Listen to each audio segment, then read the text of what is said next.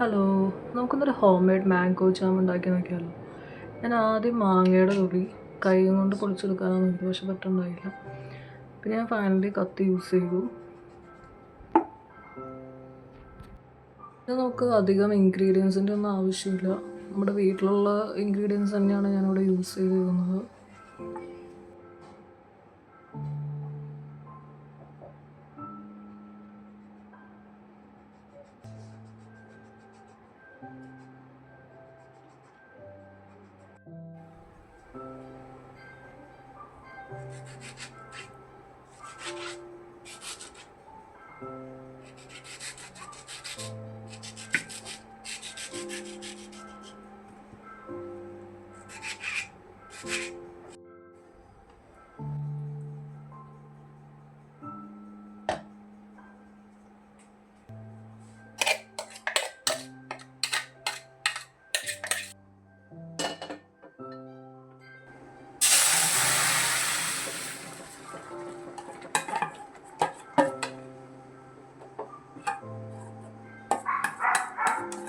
ഇവിടെ ഒരുപാട് മധുരം ചേർക്കുന്നില്ല, എനിക്ക് ഈ മധുരത്തോട് അത്ര താല്പര്യമില്ല.